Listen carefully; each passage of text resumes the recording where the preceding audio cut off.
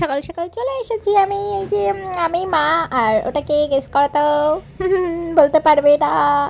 এই ট্রেনে চেপেই যত খাবার উঠেছে একটা খাবারও ফেরত যায়নি। মানে বাবা আমাদের দুজনকে খাওয়ার জন্য প্রায় 500 টাকা দিয়ে রেখেছিল, মানে গাড়ি খরচা বাদ দিয়ে শুধু ট্রেনে খাবার জন্য 500 টাকা দিয়েছিল। আমাদের অনেকটা দূর যেতে হবে, তাই আমরা সামনে করে চলে আসলাম। এই ব্রিজটা খুব ভালো লাগছিল, তাই ভাবলাম একটু ভিডিও নিয়ে নিই। আর এখানে এত মানে যত দূর দেখা যাচ্ছে শুধু ধান চাষ হয়েছে আর ধান চাষ হয়েছে। মানে এত জায়গা জমিতে এত ফসল, আমি দেখে তো আমার চোখ পুরো ধাঁধিয়ে গেছে।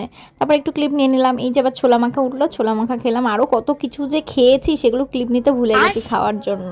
অবশেষে বইচি স্টেশনে নামলাম। এই যে আমার ভদ্রমহিলা মা। এই যে ভাবছো এত তাড়াতাড়ি কোথায় যাচ্ছি? আমরা বিয়ে বাড়িতে যাচ্ছি, যাতে আমাদের খাবার একটাও মিস না দেখতে হয়। দেখতে 4 ঘন্টা পার করে আমরা চলে এসেছি বিয়ে বাড়িতে। খুব টায়ার্ড, মানে আমাদের যাওয়ার কথাই ছিল না, মা সাডেনলি প্ল্যান করলো। আমি ইভেন বুড়োটাও তুলিনি। আমার খুব আলতা পরতে ইচ্ছা করছিল, একটু আলতা পরে নিলাম। এই যে আমাদের ব্রাইড, মানে আমার আমার আমার আমার বৌমা সম্পর্কে আমার বৌমা হয়।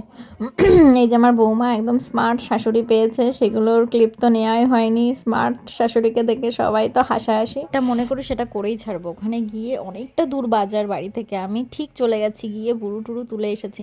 আর সাডেনলি না আমার একটা মানে একজনের কথা মনে পড়লো।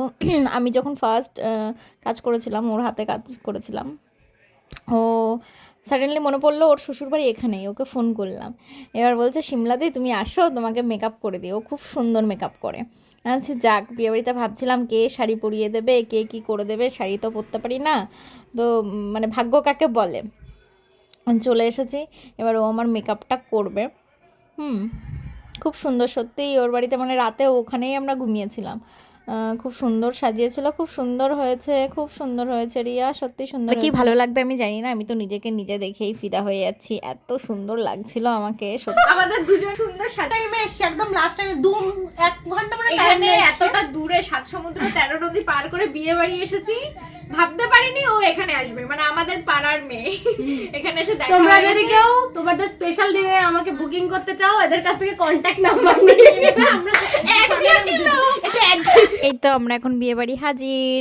বিয়ে বাড়ি মানে মিউজিক নাচ গান এগুলো না হলে ঠিক হয়?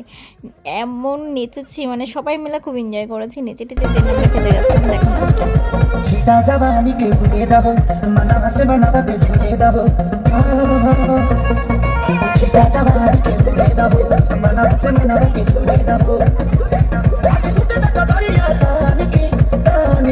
तानी की टूट जाए राजा दिल टूट जाए राजा दिल टूट जाए राजा दिल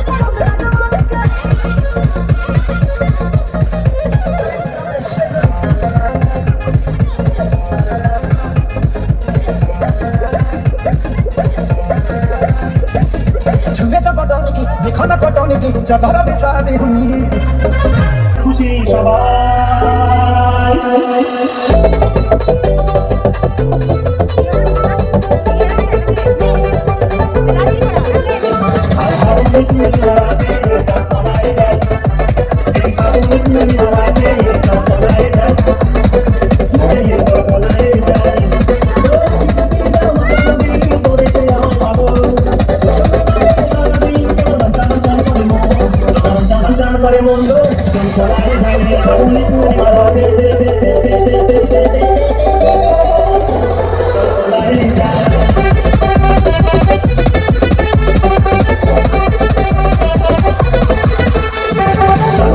তারপরে চলে গেছিলাম খেতে। খাওয়ার জায়গাটা ঠিক এত সুন্দর করেছে, খুব সুন্দর লেগেছে আমার জায়গাটা, তাই একটু ভিডিও করে নিলাম। এই যে খাবারের মেনু, এই যে বড় বউয়ের ছবি দিয়ে মেনু কার্ড করেছে, খুব সুন্দর। তারপরে একটু ঢং করে নিলাম, আবার একটু ক্যামেরা হাতে নিয়ে। উফ, নিজের কাছকে এত বিউটিফুল লাগছিল। এবারে তাহলে খাওয়া যাক। এবার প্রথমে তো প্লেট আসলো, প্লেটের উপর একটা হেভি ইন্টারেস্টিং জিনিস দিয়েছে, মানে আমার জীবনের প্রথমবার আমি এটা এক্সপিরিয়েন্স করছি। পদ্ম পাতা, পদ্ম পাতাতে আমি প্রথমবার খাবো। আমি মাকে বলছি আমি এটাতে খাবো না, আমি শুধু প্লেটে খাবো। মা বলছে খা খা, এটাতে ভালো হয়, এটাতে খায় সবাই।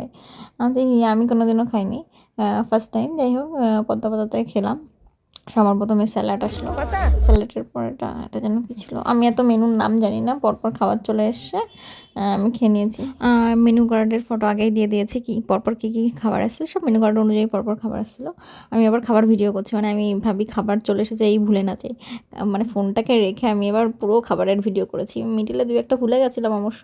এই যে পরপর কী খাবার দিল, এডিট করতে তো এমনিতে ল্যাট লাগে, আর ওই ছোটো ছোটো ক্লিপ বসাতে আরও ল্যাট লাগে, মানে ক্যাসে বানাই গাড়ি তো ব্লগ। আর ভেবেছিলাম এত ব্লগ করবো, কিন্তু দুদিন এডিট করে আমার গল্প শেষ, আর ভালো লাগে না এডিট করতে, এতটাই ল্যাথ খেয়েই যাই। খাবারের ভিডিও তুলেছি আমি, মানে 5 মিনিট ধরে খেয়ে গেছি সেই ভিডিও তুলেছি। মানুষ কাট এক একটা দেয় যে মেনুতে এখন কি আসছে, প্লেটে এখন কি দিচ্ছে, মানে আমার দ্বারা হবে না, এইসব বুঝে গেছি। ঠিক আছে, এই পর্যন্ত থাকুক।